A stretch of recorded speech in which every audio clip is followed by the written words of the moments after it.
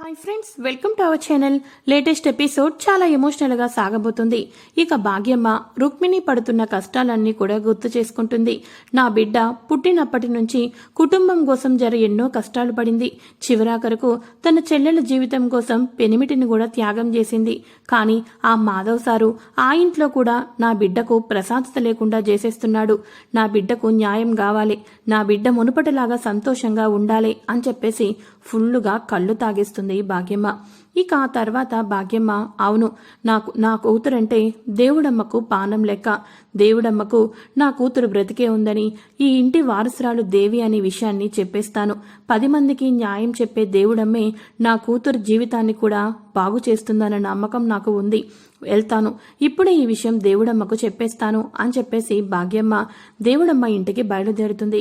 అయితే ఇక అక్కడేమో దేవుడమ్మ ఇంటికి వచ్చిన తర్వాత ఇంట్లో ఉన్న వాళ్ళందరికీ కూడా గిఫ్ట్లు ఇస్తూ ఉంటుంది కదూ. ఇక ఆ గిఫ్ట్లు చూసి అందరూ కూడా చాలా హ్యాపీగా ఫీల్ అయిపోతూ ఉంటారు. ఆ గిఫ్ట్లని చూసిన తర్వాత ఆదిత్య అంటూ ఉంటాడు, భాష, పెద్దమ్మ ఎప్పుడొచ్చిద్ది, పెద్దమ్మతో ఒక విషయం చెప్పాలి అన్నావు, కానీ ఎందుకు ఇదంతా కూడా ఇప్పుడు కూడా చెప్పటం లేదేంటి అని అనగానే, లేదు పటేలా, చెప్పేస్తాను. ఈ ఆనంద క్షణంలో ఆ విషయం చెప్పకపోతే ఎట్లా చెప్పు అని అనగానే, ఏంటి భాష, నా గురించి ఎదురు చూసి నాతో మాట్లాడాలి అనుకుంటున్నావు? డబ్బేమైనా అవసరమా?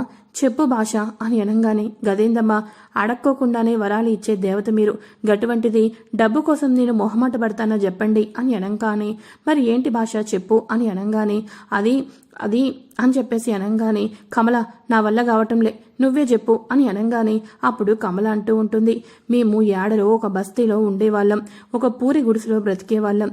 కానీ నా చెల్లెల్ని పెళ్లి చేసుకొని నా చెల్లెల అత్తాలిల్లు అయిన తర్వాత ఇది మా అందరికీ కూడా పుట్టిల్లు అయిపోయింది. మేము ఏమీ అడక్కోకుండానే మా అందరినీ కూడా ఇంత గొప్ప ఇంట్లో తీసుకొని వచ్చి పెట్టారు. ఎంతో అదృష్టమైన జీవితాన్ని మా అందరికీ ప్రసాదించారు. అందుకని మేము కూడా మీ నుంచి ఒక చిన్న సహాయం చేద్దామనుకుంటున్నాం మా నుంచి అని అనగానే, అమ్మో, చాలా పెద్ద పెద్ద మాటలే మాట్లాడుతున్నారు, ఇంతకీ ఏం చేయాలనుకుంటున్నారు మీరు అని దేవుడమ్మ అడుగుతుంది. అంటే అది కమల ప్రసవం అయిన వెంటనే ఆ బిడ్డను పటేలకు దత్తత ఇచ్చేద్దాం అనుకుంటున్నాను. ఆ క్షణం నుంచి బిడ్డ పటేల్ బిడ్డ అయిపోతుంది. మా దగ్గర ఉంటే బిడ్డ కేవలం మేము మాత్రమే సంతోషంగా ఉంటాం. అదే మా బిడ్డ పటేల్ చేతికి ఇచ్చేసేసి సచ్చని పటేల్ని అమ్మా నాన్నలు చేస్తే ఈ ఇంట్లో అందరూ కూడా సంతోషంగా ఉంటారు అని చెప్పేసేసి భాష చెప్పంగానే ఒక్కసారిగా ఆదిత్య షాక్ అయిపోతాడు. ఇక దేవుడమ్మ, నేను మీకు చూపిస్తున్న ప్రేమకు నాకు రుణం ఈ రకంగా తీర్చుకోవాలి అనుకుంటున్నారా అని అనగానే, అమ్మా, దయచేసి మీరు నేను చెప్తున్న దీనికి అడ్డుపడద్దు, నేను చెప్పేది వినండి, ఇంకా మీరేమీ అడ్డుపడద్దు, నేను చెప్పిన మాట మీరు నమ్మాలి, ఇంకేం చేయకూడదు అని చెప్పేసి భాష రిక్వెస్ట్ చేస్తూ ఉంటాడు. అయితే ఈ లోపలికి అక్కడికి భాగ్యమ్మ వచ్చేస్తుంది. భాగ్యమ్మ వచ్చేసిన తర్వాత ఇక లేదు, పటేల్ బిడ్డకి నువ్వు దత్తత ఇచ్చేదేంది, పటేల్కి బిడ్డ ఉంది కదా అని చెప్పేసి భాగ్యమ్మ అంటుంది. ఒక్కసారిగా దేవుడమ్మ, భాగ్యమ్మ, నువ్వెప్పుడొచ్చావు? నీకోసం కూడా ఒక అందమైన చీర తీసుకొని వచ్చాను, ఇదిగో భాగ్యమ్మ అని అనగానే, అమ్మా, మీరు దేవత లెక్క అమ్మా, కానీ పటేల్కి బిడ్డ ఉన్నప్పుడు పటేలు మరొకరి దగ్గర బిడ్డను దత్తత తీసుకోవడం ఏందమ్మా అని చెప్పేసి అనగానే ఒక్కసారిగా ఆదిత్య షాక్ అయిపోతాడు. ఇదేంటిది, అత్తమ్మ ఇలా మాట్లాడుతుంది అని చెప్పేసి షాక్ అయిపోతాడు. ఇక అప్పుడు దేవుడమ్మ అడుగుతుంది, భాగ్యమ్మ, ఏమైంది, ఎందుకు కంగారు పడుతున్నావు, అసలు ఏం జరిగింది అని అనగానే, అంటే అదమ్మా, అది ఇన్ని దినాలు కూడా ఈ ఇంటికి వారసులు లేరని మనందరం అనుకుని ఎంతగానో బాధపడ్డాం. కానీ దేవుడు మన భాష విన్నాడమ్మా, మన బాధ విన్నాడమ్మా అని చెప్పేసి అంటూ ఉంటుంది. ఏంటి భాగ్యమ్మ, చెప్పు అని అంటూ ఉండగా ఇక రుక్మిణి బ్రతికే ఉందన్న విషయం చెప్పే లోపల భాగ్యమ్మ కళ్ళు తాగుతుంది కదూ. ఇక ఫుల్లుగా కళ్ళు తాగడంతో కింద పడిపోతుంది. ఇక వెంటనే, అయ్యో భాగ్యమ్మ అని చెప్పేసి అందరూ కూడా లేపుతారు. ఇక వెంటనే, సత్య, మీ అమ్మని లోపలికి తీసుకుని వెళ్ళి కాసేపు పడుకోపెట్టు, తర్వాత తానే ఏదో చెప్పాలనుకుంటున్నారో చెప్తారు అని అనగానే, అలాగే నాంటీ అని చెప్పేసేసి ఇక భాగ్యమని బెడ్రూమ్లో పడుకోపెట్టేసేసి ఇక వీళ్ళందరూ కూడా బయట కూర్చుంటారు. అయితే ఇదిలా ఉండగా అక్కడేమో మన దేవికి కొత్త అనుమానాలు పుడుతూ ఉంటాయి. ఎందుకు అంటే ఇక తన తల్లి వేరేనని చెప్పేసేసి మన చిన్మయి వాళ్ళ అమ్మమ్మ వచ్చినప్పటి నుంచి కూడా చనిపోయిన అమ్మ ఉంది, ఆ చనిపోయిన అమ్మ మాయమ్మేనా, అందుకనే మా అమ్మ నా మాట వినదా అని చెప్పేసి దేవికి కొత్త అనుమానాలు మొదలవుతాయి కదూ. ఈ లోపల అక్కడికి రుక్మిణి వస్తుంది. రుక్మిణి రాగానే అమ్మ దేవి ఏంటమ్మా ఆలోచిస్తున్నావు అని అనగానే ఏం లేదు రాదమ్మా అని అంటుంది. ఒక్కసారిగా రుక్మిణి షాక్ అయిపోతుంది. కొత్తగా అమ్మని పట్టుకుని రాదమ్మ అంటున్నావేంది బిడ్డ అని అనగానే అవునమ్మా, నాకు అసలు అమ్మ ఎవరో ఎంత సోచాయిస్తున్నా అర్థం కావటంలే. చనిపోయిన అమ్మ ఒక అమ్మ ఉందని అర్థమైంది. నువ్వు మా అమ్మవో కాదు అని చెప్పేసి అనుమానం వచ్చి అందుకనే నిన్ను ఇట్లా రాదమ్మ అని పిలుస్తున్నాను అని చెప్పేసి అనగానే ఒక్కసారిగా తన తల్లి కూతురు తన అన్న తల్లి కాదు అన్న మాటని మన రుక్మిణి అస్సలు భరించలేదు. బిడ్డ ఏంది బిడ్డ గిసువంటి మాటలు, నేను చెప్తున్నాను కదా బిడ్డ అని చెప్పేసి అనగానే నిజంగానే నా అమ్మ, మరి నాకు నువ్వంటే చాలా ఇష్టం కదా, అప్పుడు నీ పేరు మీద ఉన్న లాకెట్ నా మెడలో వెయ్యాలి కదా, నేను నాన్న కూతుర్ని అని చెప్పేసి నాన్న లాకెట్ని నాకు ఇచ్చాడు, నీ లాకెట్నేమో చెల్లెలకి ఇచ్చాడు అని చెప్పేసి అనగానే ఒక్కసారిగా నీకు ఆ లాకెట్ కావాలంటే నీకే ఇచ్చేస్తాను, కానీ ఎప్పటికీ ఆ మాట అనద్దు బిడ్డ, నాకు దేవుడు చావు ఎప్పుడు రాసిండో నాకే తెలియదు, కానీ నువ్వు ఈ మాట పదే పదే అంటే నా గుండె ఆగిపోయినంత పని అయిపోతుంది, నీ కళ్ళ ముందు నేను ప్రాణాలు కూడా పోతాను, నా బిడ్డను నేను 9 నెలలు మోసి కన్న బిడ్డను గిట్లా మాట్లాడితే ఈ తల్లి గుండె తట్టుకోలేదు బిడ్డ అని అనగానే అమ్మా గట్లా కనుకోకమ్మా, నాకు మనసుకు అనిపించింది చెప్పినా, అంతేగాని నువ్వు అంత ఇదిగా సోచాయించొద్దమ్మా, అమ్మా ఇంకెప్పుడు అలా మాట్లాడినమ్మా అని చెప్పేసేసి వాళ్ళ అమ్మ కన్నీళ్లు తుడిచేసేసి నిద్రపోతూ ఉంటారు. అయితే ఈ లోపల ఆదిత్య భాగ్యమ్మ రూమ్లో ల్యాప్టాప్ ఉందని చెప్పేసి ల్యాప్టాప్ దగ్గరికి వెళ్తూ ఉండగా భాగ్యమ్మ రుక్కవ్వ నిన్ను ఆ మాధవ్ సార్ బారి నుంచి నేను తప్పిస్తాను రుక్కవ్వ, మీ అత్తమ్మకు చెప్పేస్తా, దేవుడమ్మ నీ జీవితాన్ని మంచి మార్గంలో నడిపిస్తుంది, ఆ మాధవ్ సార్ ఇంట్లో ఉండద్దు, వాడు ఒక పెద్ద రాక్షసుడు బిడ్డ, నిన్ను నా మనవరాలు దేవమ్మని తీసుకొని నువ్వు నా దగ్గరికి వచ్చేసే బిడ్డ, నా కాడ ఉండు బిడ్డ అని చెప్పేసేసి భాగ్యమ్మ కళ్ళు తాగేసేసి స్పృహ లేకుండా తనలో తాను మాట్లాడుకుంటూ ఉంటుంది. అయితే ఈ మాటలన్నీ కూడా మన ఆదిత్య ల్యాప్టాప్ కోసం వెళ్ళి వినేస్తాడు. ఒక్కసారిగా ఆదిత్య షాక్ అయిపోతాడు. ఇదేంటిది, భాగ్యమ్మకు మొత్తం తెలిసిపోయిందా, అంటే రుక్మిణి బ్రతికే ఉందన్న విషయం తెలిసింది, అంటే రుక్మిణి వాళ్ళ అమ్మని కలిసి తన ప్రాబ్లమ్స్ అన్నీ చెప్పుకుందనమాట. మాధవ బారి నుంచి కాపాడాలి అంటే అక్కడ మాధవ రుక్మిణిని బాధ పెడుతున్నాడనమాట అని చెప్పేసేసి ఇక మన ఎంతగానో ఆలోచించుకుంటూ ఆదిత్యకు భాగ్యమ్మకు నిజం తెలిసిపోయింది అని చెప్పేసి అనుకుంటూ ఉంటాడు. ఇక మార్నింగ్ అవుతుంది.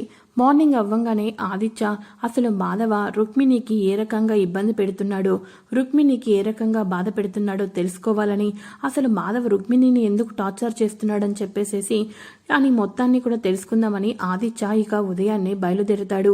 అయితే ఇక్కడ భాగ్యమ్మ ఉదయాన్నే తను రాత్రి చెప్పాల్సిందంతా కూడా దేవుడమ్మకు చెప్పుకోకుండా ఇక మళ్ళీ ఏం జరుగుతుందా అని చెప్పేసేసి కళ్ళు తాగిన మత్తులో చెప్పాలి అనుకున్న భాగ్యమ్మ కళ్ళు మొత్తం కూడా దిగిపోవటంతో ఇక తను ఏం చెప్పాలో అన్నది కూడా పూర్తిగా మర్చిపోయి కమలకు ఎలా ఉంది అని చెప్పేసేసి కమల కోసం వచ్చినా అని చెప్పేసి అక్కడి నుంచి మాట్లాడుతూ ఇక అక్కడి నుంచి వెళ్ళిపోతూ ఉంటుంది.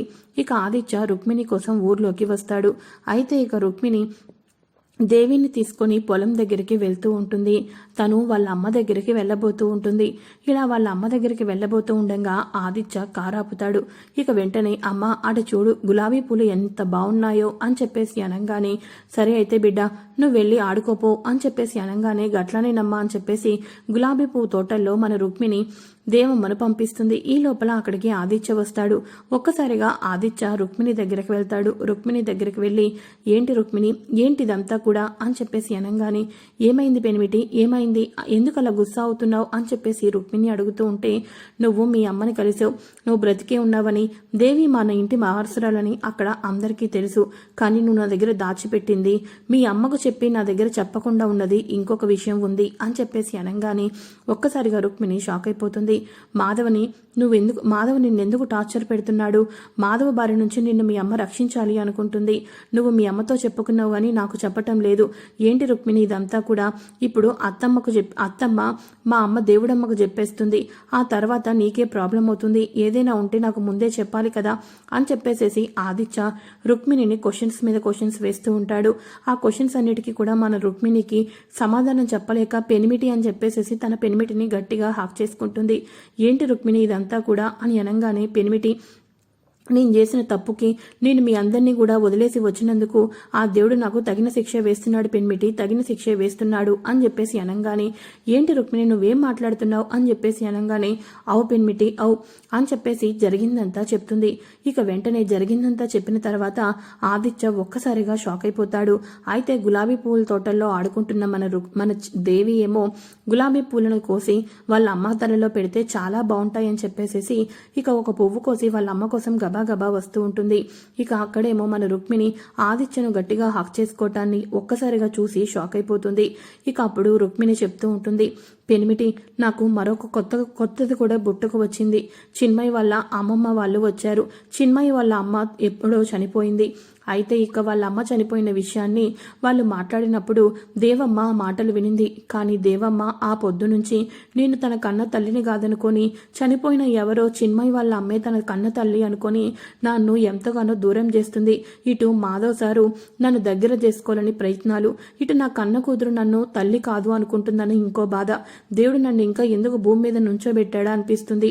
మీ అందరికీ కూడా దూరంగా వచ్చి నిన్ను దేవుడమ్మని బాధ పెట్టినందుకు ఆ దేవుడు నాకు భూమి మీదే శిక్ష వేస్తున్నట్టు అనిపిస్తుంది పెనిమిటి అని చెప్పేసేసి ఒక్కసారిగా రుక్మిణి ఆదిత్యని పట్టుకుని ఏడుస్తూ ఉంటుంది. అప్పుడు ఆదిత్య అంటూ ఉంటాడు, రుక్మిణి నువ్వు మాధవ్ని పెళ్లి చేసుకుని సంతోషంగా ఉన్నావేమో అనుకున్నాను, కానీ నేను నిన్ను చాలా తప్పుగా అపార్థం చేసుకున్నాను.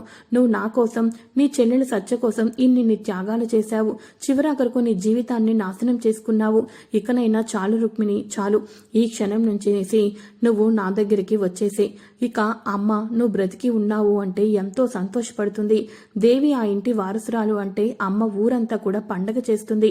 నీకు తెలిసిన విషయమే కదా, ఇంకా వచ్చేసే రుక్మిణి అని చెప్పేసేసి మన ఆదిత్య చాలా రిక్వెస్ట్ చేస్తూ అడుగుతూ ఉంటాడు. అప్పుడు రుక్మిణి అంటుంది, వచ్చేయడానికి నాకు నిమిషం పట్టదు బెన్మిటి, కానీ నన్నే నమ్ముకొని చిన్మయ్య అక్కడ అమ్మ అమ్మ అని పిలుస్తుంది. తనకి తల్లి లేని ప్రేమ తనకి తల్లి ఉండదు. తను అన్యాయం అయిపోతుంది, అనాథ అయిపోతుంది. అంతేకాదు నేను ఇన్ని దినాలు కూడా సత్యని నువ్వు సంతోష పెడతావని, సత్య నువ్వు ఆనందంగా ఉంటారని ఇక్కడికి ఉన్నాను. ఇప్పుడు గనక నేను మళ్ళీ నీ జీవితంలోకి వచ్చేస్తే ఇన్ని సంవత్సరాలు నేను చేసిన త్యాగం అంతా కూడా వృధా అయిపోతుంది. నా చెల్లెలు సత్య సంతోషంగా ఉండాలం కోసం నేను ఇక్కడ ఎన్ని ప్రాబ్లమ్స్ అయినా పడతాను. దయచేసి నన్ను ఆ ఇంటికి రమ్మని అడగద్దు పెన్మిటి. కావాల్సి వస్తే నా బిడ్డకు నచ్చజెప్పి నా బిడ్డను ఆ ఇంటికి పంపిస్తా. ఆ ఇంటి వారసుల లెక్క మీరు పెంచుకోండి.